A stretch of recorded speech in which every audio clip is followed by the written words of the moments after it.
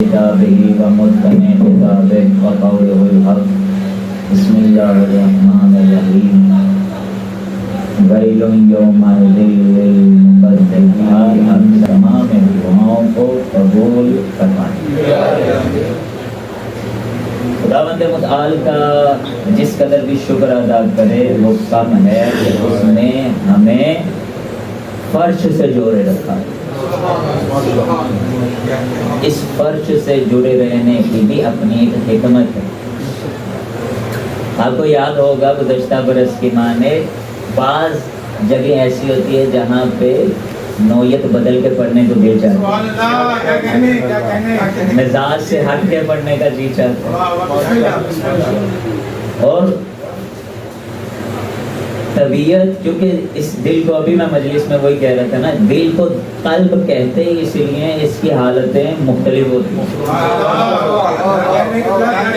کسی جگہ یہ خوش ہوتا ہے، کسی جگہ غمزدہ ہوتا ہے، کسی جگہ پہ تمنا کا اظہار کا جی چاہتا ہے، کسی جگہ پہ تبرہ کا اظہار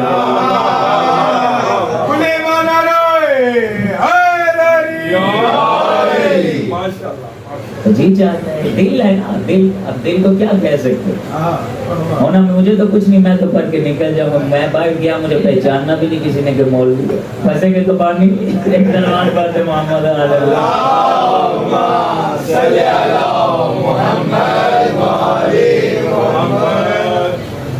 آپ نے مولوی کا بیگ پیچھے کر دیا، نہیں پرچہ ہوتا، میں ذمہ دار ہوں، جو کہوں گا ذمہ داری سے کہوں گا انشاءاللہ۔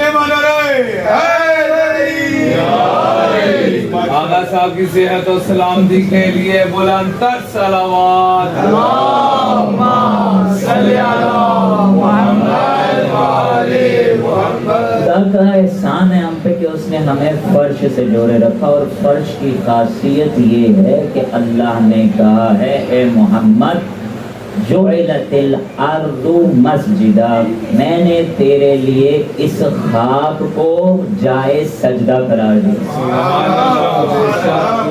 اس خاک کو، اس فرش کو تیرے لیے جائے سجدہ قرار دیا۔ کیوں مٹی پہ سجدہ کرتے ہیں؟ اللہ نے مصطفیٰ سے کہا کہ تیرے لیے جائے سجدہ قرار دیا میں نے اس مٹی کو۔ مٹی سے وابستہ رہنا انسان کی حیات ہے۔ کیوں؟ کیونکہ مٹی سے وابستہ رہے گا، تراب سے وابستہ رہے گا تو ابو تراب تک جائے گا، اگر تراب سے وابستہ نہ رہا تو ابو تراب تک جا نہیں سکتا۔ مٹی پہ بٹھایا اس لیے ہے حسین کے نام پہ کہ تیرے اندر ترابی سے بات پیدا ہو سکے، تیرا غرور خاک میں مل سکے۔ تجھے فرش پہ بٹھایا اس لیے تاکہ تو عرش نشینوں کی گفتگو سن سکے، عرش نشینوں کی تو گفتگو سن سکے، ورنہ تیرے بس کی بات کہاں کہ فرش پہ بیٹھ کے تو عرش والوں کا تذکرہ سنے۔ تیرے معیار کو بلند اتنا کر دیا ہے کہ فرش اعضاء پہ بیٹھ کے اس عرش پہ رہنے والے مقین کی صدا کو سن سکے۔ تو اس کی صدا سننی ہے، اس کی صدا سن کے سن نہیں ہونا،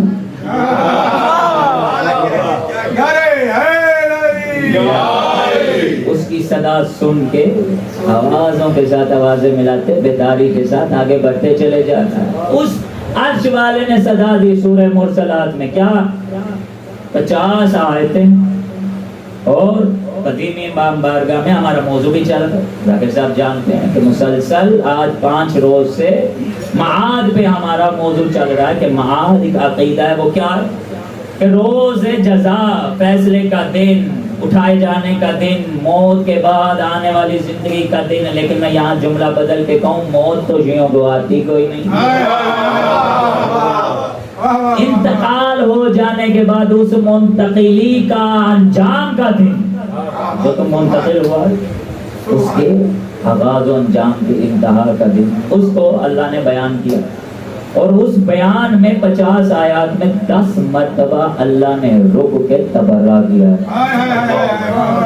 اللہ نے تبرہ کیا ہے، میں پھر کہہ رہا ہوں، اللہ نے، عرش والے نے تبرہ کیا۔ کیا 50 آیات میں رک کے 40 آیات بیان کرتے ہوئے رک کے اللہ کہہ رہا ہے ویل یومئذ للمکذبین، ہر زمانے میں جو اس واقعے کو جھٹلائے اس ملعون پہ بے شمار ہے۔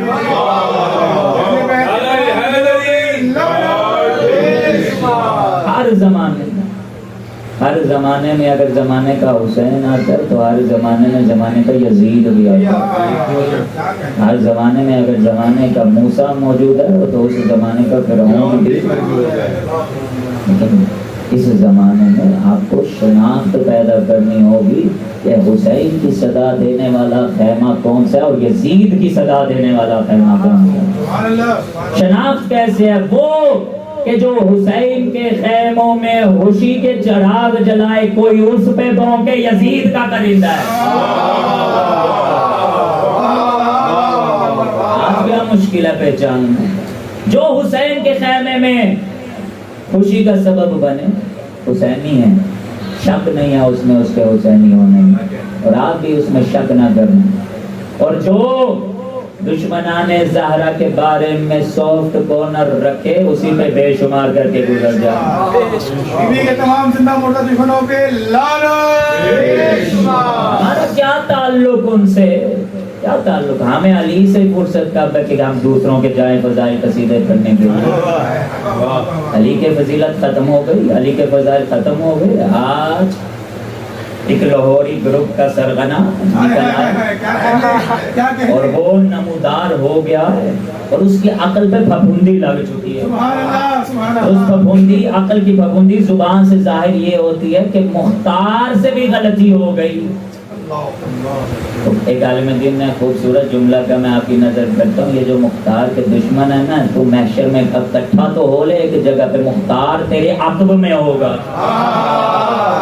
مختار تیرے پیچھے پیچھے ہوگا، تو جہاں جہاں جائے گا مختار سے بچ نہیں سکے گا۔ آ اور ہمت کر سامنے مختار کی آ کے کہ تو نے غلطی کی، جرأت کر، چار دیواری میں محصور ہو کے جہاں سارا زمانہ 20 سفر کو باہر نکل رہا ہے، اس کے لیے 40 5 دن بعد آ رہی ہے۔ جو دنیا میں دیر سے آئے نا وہ حسین کے بارے میں بھی دیر سے جائے۔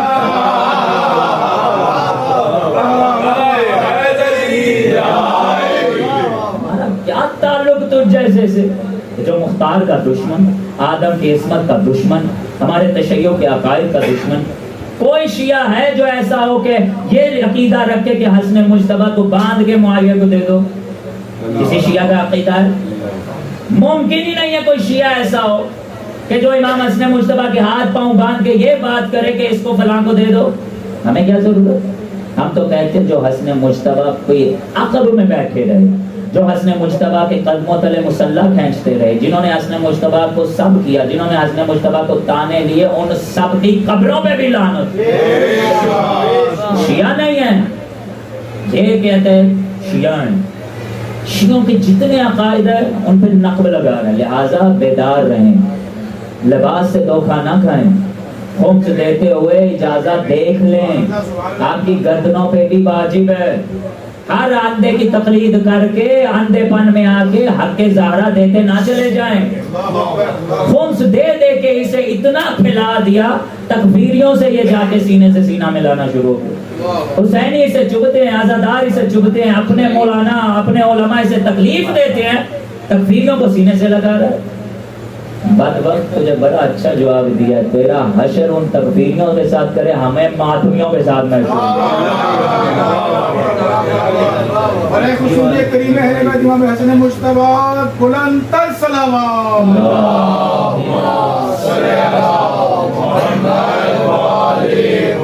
خدا ہدایت دے انہیں بھی جنہوں نے خمس آنکھیں بند کر کے اس کو دے دی۔ مجرم ہے وہ بھی، سیدہ کے مجرم ہے، حق کے سیدہ دیا، اور ایسے شخص کو جو سیدہ کے دشمنوں کے بارے میں کہتا ہے سافٹ کارنر رکھو، سافٹ کارنر رکھو۔ آپ دیکھیں یہ ملعون کا واقعہ ہوا تھا اشرف جلالی کا، آپ کو یاد ہوگا، اس نے توہین کی تھی سیدہ کے بارگاہ میں، اور جب اس نے کہا تھا وہ جملے خطا کیے، جب اس نے خود خطا کی، جس کی ماں کی خطا ہو وہ سیدہ کو خطا کار سمجھے، بے شرم اور بے حیا بے ضمیر انسان۔ اور جب اس پہ پرچہ کروایا تو ان انہی کے ساتھ وہ جو کبھی جذبات میں آ کے انسان کہہ ہی دیتا ہے یہ رہبر معظم پاکستان ہے، اب وہی کہہ رہے ہیں بے شمار ہے، اسی پہ بے شمار ہے. کیوں؟ کیونکہ یہ سیدہ کے بارے دشمن کے پاس جب پرچہ کروایا گیا تو کہتا ہے کیوں کروایا اس کے اوپر پرچہ؟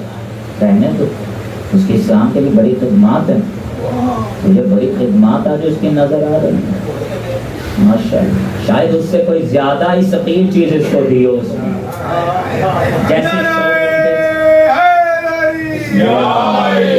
جیسے شوق ان کے تھے ویسے ہی اس کے بھی کچھ شوق ہیں. عجیب و غریب نظریات، عجیب و غریب عقائد دیتا جائے، مسلمہ تشیعوں کے عقائد پہ نقب لگا رہے ہیں. ہر جمعے کوئی نہ کوئی فتویٰ، ہر جمعے کوئی نہ کوئی فتویٰ. پہلے تو کبھی کبھی یہ رہبر معظم کی بھی بات کر لیا کرتا تھا، اب وہ بھی بات کرتے سے تکلیف ہو رہی. وہ ایک عالم دین نے بڑا خوب اس کو کہا اور تاریخی چترول کیا، اور کرنی بھی چاہیے تھی، حق بنتا تھا. کب تک برداشت؟ کب تک؟ حد ہوتی ہے. 23 سال سے اس کی بدماشیاں برداشت کرتے، اور خدا ہدایت ہے ویسے آپ کی برادری کو جنہوں نے بغیر سوچے سمجھے خون سے دے دی، اپنے عظیم ادارے اس کے حوالے کر دیے. جس میں آپ کے آباء و اجداد کا خون تھا وہ ادارے جا کے اس کو دے دیے. ایسے بے شعوروں کو حوالے کر دیے. آپ کے بزرگوں کی زحمتیں تھی، آپ کے بزرگوں کی قربانیاں تھی، آپ کے بزرگوں کی ساری محنت. یہ کرائے پہ آ کے چودھری بن کے بیٹھ گیا اس غلیظ شام کی طرف. اس کا بھی میڈیا سیل بہت تیز تھا اور اس کا بھی میڈیا سیل بہت تیز. وہ بھی پروپیگنڈے کرنے میں مشہور تھا، یہ بھی پروپیگنڈے کرنے میں مشہور تھا. آپ کے تمام عقائد کو نابود کر دے گا آہستہ آہستہ. سارے عقائد آپ کے مٹاتا چلا جائے گا. آپ کو چار دیواری میں محصور کر کے. آپ کو معلوم ہے تاریخ میں 32 فرقہ آیا. ناراض تو نہیں نہ ہو رہی؟ صلوات پر محمد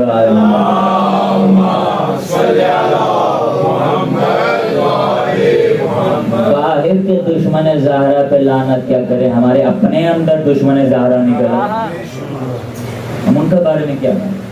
32 فرقہ آیا قوم تشیع میں، اور قدیمی ہے. جب بھی تشیع نے نمو کیا، بیدار ہوئے، قیام کیا، حکومت اور اقتدار کو اپنے ہاتھوں میں لیا، ادارے بنائے، منظم ہوئے، یہ فرقہ ایکٹیو ہوا. اس نے کیا کیا؟ اس فرقے نے تشیع کے جو مسلمہ عقائد ہیں ان کو بگاڑنا شروع کیا. قومس کے قوانین کو، مرجعیت کے قوانین کو، تقلید کے قوانین کو، عصمت کے قوانین کو، امامت کے قوانین کو، حق سیدہ کے قوانین کو، سارے قوانین کو بدلنا شروع کیا. یہ 32 فرقہ. یہ آپ کے زمانے کا بھی ایک فرعون اور یزید ہے، یہ بھی اسی فرقے کی کری ہے. ایک ریٹن فارم میں طاغوت کو لکھ کے دے کے آیا ہے کہ میں تشیع کے کون سے عقائد بیان نہیں کروں گا اور کون سے عقائد بدل دوں گا. اور اس میں نقب لگائی ہے تشیع پہ آپ کے ذریعے سے، آپ کے ذریعے سے. اور جنہوں نے خون سے دیا بغیر اجازت دے کے عجیب عقل کے اندھے ہوئے پڑے ہیں. پہلے ہمیں سمجھ میں نہیں آتا تھا کہ یار وہ غلیظ شام، لعین شام کے لیے لوگ کیسے دیوانے ہوئے پڑے ہیں. وہ آنکھیں بند کر کے اسے سرمایہ دیتے جا رہے ہیں، اس کی جو باتیں تسلیم کا. آج سمجھ میں آ رہا ہے کہ ہمارے وقت کے کس طرح سے غلیظ کے بارے میں کس طرح سے اس کے اوپر فنڈ پہ فنڈ دیے جا رہے ہیں. 1 کروڑ روپیہ بندہ دیا ہے تو سلام زدگان کی تو مدد کر. اور وہ خود کہہ رہے جمعے میں کہ میں نے اسے کہہ پرچی لے جو عمدہ اعتماد کر کے مجھے دے گیا. بینک سے سوال نہیں ہونا کس مد میں اسے دے کے آیا. 4 بلڈنگیں دیکھ کے، 4 مینارے دیکھ کے، تو پھر تو مینارے دیکھ کے تو تجھے سب سے زیادہ چندہ لے کے داتا صاحب جانا چاہیے. اس کے مینارے تو اس سے زیادہ آئے گی. ادھر چلا جا، وہاں چلاوا دے. لہذا بیدار رہی. کیوں؟ اللہ نے ہر زمانے کے دشمن زہرا پہ لعنت کی. جو اس قضیے کا انکار کرے ویل یومئذ للمکذبین. جھوٹے اور مکار لوگوں پہ خدا کی لعنت ہے. اور یہ جھوٹے ہیں، تاریخ کے جھوٹے اور بگوروں کو کسی صورت ہم تسلیم نہ کیا ہے نہ کریں گے. جنہوں نے سیدہ کے خلاف قیام کیا ہم انہیں تسلیم نہیں کرتے. کچھ بھی ہو جائے ہمیں اپنے بچے قربان کرنے پر حق زہرا کی خاطر کر دیں گے. اپنی جان، اپنی عزت، اپنی غیرت قربان کرنی پڑے کر دیں گے، لیکن حق زہرا پہ کوئی کمپرومائز نہیں کریں گے. لہٰذا ہمیں بیدار ہونے کی ضرورت ہے. اللہ کہتا ہے ویل یومئذ للمکذبین. جنہوں نے جھٹلایا توحید کو، عدل کو، نبوت کو، امامت کو اور قیامت کو، معاد کو، دوبارہ اٹھنے کو، حساب کتاب کو، نشر ہونے کو، محشور ہونے کو جھٹلایا، لعنت ہے خدا کی ان پہ۔ ان مسلمہ عقائد کو جنہوں نے جھٹلایا، لعنت ہے خدا کی ان پہ، لعنت ہے خدا کی ان پہ جو سمجھتے ہیں ہمارا حشر تو ہونا ہی نہیں، ہم سے کسی نے پوچھنا نہیں، ہمارا تو کسی نے حساب لینا ہی نہیں، ہم چاہے رسول آوازیں دیتے رہے باغ کے پہاڑوں پہ چڑھ جائیں، ہم سے کسی نے پوچھنا نہیں۔ ایسا نہیں ہوگا، تمہیں آوازیں رسول نے دی ہیں تو رسول کی صدا پہ لبیک کہنا ہوگا، اور رسول کی آواز پہ سب سے پہلے لبیک کہنے والی تاریخ کی ہستی ہی علی ہے۔ لبیک یا رسول اللہ، لبیک یا رسول اللہ، لبیک یا رسول اللہ، لبیک یا رسول اللہ۔ سب سے پہلے علی نے لبیک کہا۔ کہاں لبیک کہا؟ مسجد نبوی ہے، اصحاب کا مجموعہ تھا کہ مارتا سمندر ہے، نماز کے بعد ظہرین ادا کی، ظہرین ادا کر کے رسول ہے، مالک مولا ہے، آقا ہے، مختار کل ہے، اس کی مرضی، جس مرضی کو جو مرضی حکم دے، جس انداز سے حکم دے، جس حالات میں حکم دے۔ اب علی کی طرف دیکھ کے رسول اللہ نے کہا یا علی آج میں تیرے دسترخوان سے کھانا کھاؤں اور تنہا نہیں کھاؤں گا، میرے جتنے اصحاب ہیں سارے تیرے دروازے پہ آئیں گے اور تیرے دسترخوان سے کھائیں گے۔ رسول اللہ علی سے کہا، کوئی ہم جیسا ہوتا تو کہتا یا رسول اللہ اجازت دے میں اپنے گھر والی سے پوچھا، بتا دے گھر میں راشن ہے، ایک دو دن پہلے بتائیں میں انتظام کر لوں۔ علی نے جیسے ہی سنا نا یا رسول اللہ نے حکم دیا، کہا لبیک یا رسول اللہ، لبیک یا رسول اللہ، حاضر ہیں، مولا آئیں تشریف لائے۔ مولا علی اٹھے تو یہ اکلوتا ہی تو دروازہ تھا جو مسجد میں کھلتا تھا، باقی سب کے دروازے بند کر دیے، بھرے کے پیٹ میں مرور اٹھتے، یہ دروازہ کیوں کھلا رکھا؟ رسول اللہ نے جواب دیا اس لیے کہ تم ہر حالت میں مسجد میں گھس جاتے ہو، مجھ اور علی کی حالت ایک جیسی ہے اس لیے وہ آ سکتا ہے،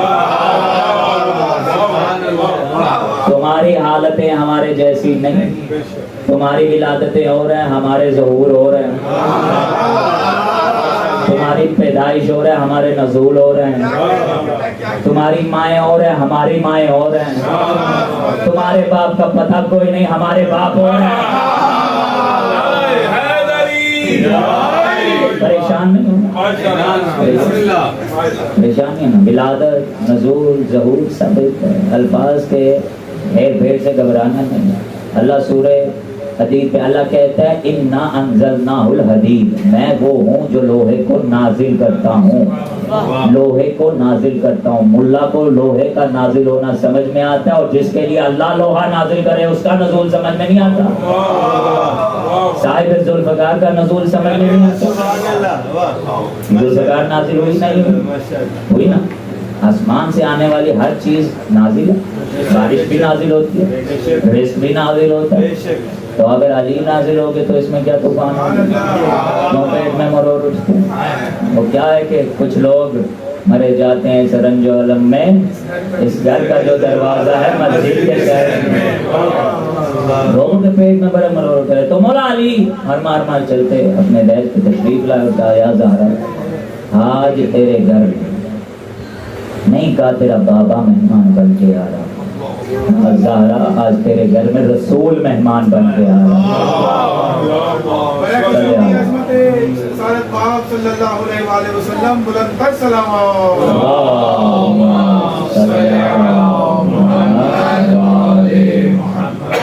کہا رسول اللہ اپنے اصحاب کے ساتھ مہمان بن کے، ہماری بیویوں کے لیے بھی درس ہے، اگر آواز جا رہی ہے تو عمل بھی کریں، سن کے میرا مقصد یہ نہیں ہے کہ میرے یہ دوست بھائی برادران واہ واہ کرے اور میں چلا جاؤں، پیغام دینا بھی مقصد ہے، سیدہ کی سیرت اور سنت پہ عمل کرنا بھی مقصد ہے، ورنہ جھوٹی گواہیاں میں کوئی نہیں دیتا جنازوں پہ آ کے، لا نعلم منہ الا خیرا، نماز پڑھتا کوئی نہیں، روزہ رکھتا کوئی نہیں، حج کیا کوئی نہیں، خمس دیتے کوئی نہیں، بیوی کا اخلاق اچھا کوئی نہیں، گھر میں تہذیب کوئی نہیں، لا نعلم الا कहेगा झूठ, मुर्दे को अल्लाह इजाजत देना जरा उठ के कहे कौन कौन सच्ची गवाही दे रहा है, सबको कहे सब झूठी गवाही दे रहे हैं।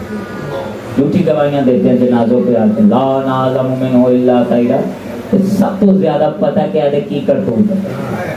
हाँ, हमारी बीवियों के क्या एटीट्यूड है घर में, बगैर उसकी इजाजत के कह देना मेरा दोस्त आ गया, आपको पता है घर में राशन ही नहीं है, बिना पूछे इजाजत दे आते। अब अम्मा जानी को क्या पकाए, हमसे तो नहीं पकता। सैयदा की कनीजी में आने की ओर मर जाए तो मौलवी ने पर्ची ली, कनीज ज़हरा की शफाअत की दुआ करे। केरी कनीज ज़हरा, कहाँ की कनीज ज़हरा, जिसने जिंदगी अपनी सैयदा के रोशनी में नहीं गुजारी। सैयदा खुद सरापा नूर है, जहाँ जहाँ सैयदा जा रही हैं सैयदा के नूर से रोशनी को मुनक्किस करो। अभी तो बड़ा करता है सलवात पढ़ते मोहम्मद तो नहीं जाएगा।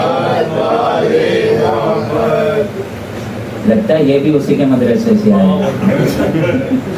अब सैयदा को आगे जब कहा कि बीवी रसूल आज दावत पे आ रहे हैं, रसूल अल्लाह, अब मौला अली ने सैयदा से कह दिया, बीवी उठी और अपनी रसोई में आई।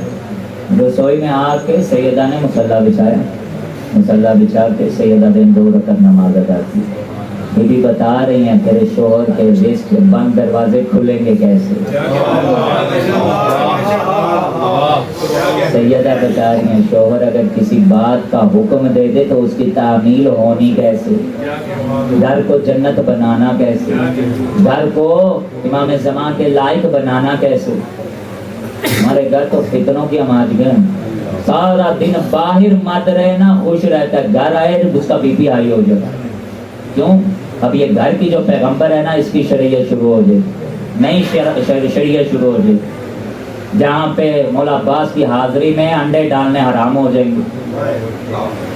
बाबुल हवाइज की न्याज है बाहर जानी जिसकी शरीयत में हराम हो जाएगी। इमाम सादी के कुंडों की न्याज पाट जा ही खानी जीना गाने बाहर नहीं ले जाना। तो क्यों नहीं लेके जानी, कहाँ से आ गई ये शरीयत। एक ने फोन किया आगा साहब झगड़ा हो गया मेरे घर में, क्या हुआ।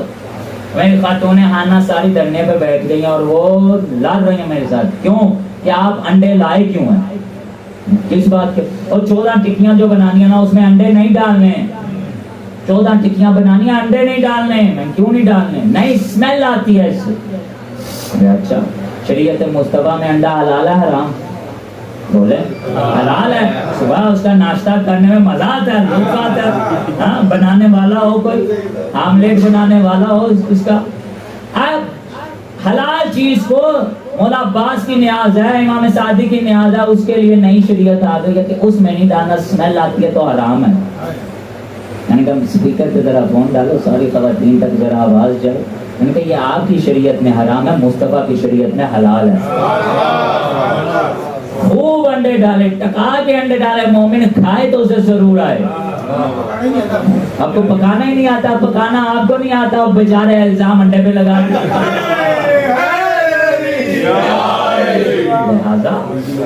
अपनी शरीयत ना बनाए, कानून सीखे दीन के शरीयत के। सैयदा ने रसोई में मुसल्ला बिछाया, 2 रकात नमाज अदा की, हाथ उठाए। मेरी माँ बहनों बेटियों सैयदा की सीरत और सुन्नत पे अमल करो। सैयदा ने सिखाया है तेरे शोहर का रिस्क कैसे इजाफा होगा, कुछ ना भी होगा ना तो अल्लाह मेरे अल्फाज की बरकत से तेरा रिस्क देगा। ओ कोई नहीं करना तो काका लैन बाबूला भाई चले जाना। सीरत लेने नहीं कभी गया, वफाएं लेने नहीं कोई गया, शोहर के लिए वफादारी लेने कोई नहीं गया। कार लैन, गड्डी लैन, काका लैन, वो सारे बाबूला भाई मौला भी तंग आ गए होंगे दे दे के, सारे फकीर मंगन यानी कभी किसी ने मुझे दिया कुछ नहीं। हाँ जरूरत है उनको भी, हमारी जान की जरूरत है, हमारे लहू की जरूरत है, हमारे सर की जरूरत है, हमारे बच्चों की जरूरत है। आज तक परवान चढ़ा रहे हैं मेरे जेरी जायदाद देना मैं सारी तेरे नाम करनी, तो अगो अपने बच्चों के नाम करनी, नस्ल दर नस्ल यही चले जाना, एक के नाम एक दुकान, एक के नाम एक घर, एक के नाम एक। इमाम के नाम क्या है? तू, तेरी जान, तेरा खून, तेरी औलाद, सब इमाम का है। یہ دے جا کے باب العوائز کے پاس جا کے کہ مولا میں بچے دینے آئی ہوں، میں اپنے بچے مولا عباس کی طرح وفادار بنانے تیرے در پہ آئی ہوں مولا، اس لیے آئے سب کچھ تو تیرے صدقے سے ملتا ہے، آج تک کیا ہے جو ہمارے اپنی کاوش سے ملا ہو؟ سب کچھ حسین کے صدقے میں ہے، رزق، گوشت، پوست، خون سب پہ اختیار ہے مولا حسین کا، کیا نہیں دیا حسین نے؟ پھر بھی مانگ ہی رہے ہیں، کچھ دے نہیں رہے، کچھ دے نہیں رہے۔ سیدہ نے مصلی بچھایا اور کہا پروردگارا، 2 رکعت نماز ادا کی، میرے اللہ تجھے علی کے حق کا واسطہ، زہرا کی دعا، رزق میں اضافے کی دعا، رزق کے بند دروازے کھولنے کی دعا، سنت سیدہ ابن ہاتھ کا کہا اللہ تجھے علی کے حق کا واسطہ میرے علی کو رسول کے سامنے شرمندہ نہ کرنا، اے اللہ میرے علی کے لیے رزق کے دروازے کھول دے، میرے اللہ میرے علی کی لاج رکھ، میرے علی کی عزت رکھ، تجھے علی کے حق کا واسطہ، علی کے حق کا واسطہ سیدہ دے رہی ہیں، ہاتھ جھکے نہیں تھے کہ خوان جنت نازل ہو۔ صلوات پڑھیں سیدہ کی عظمت۔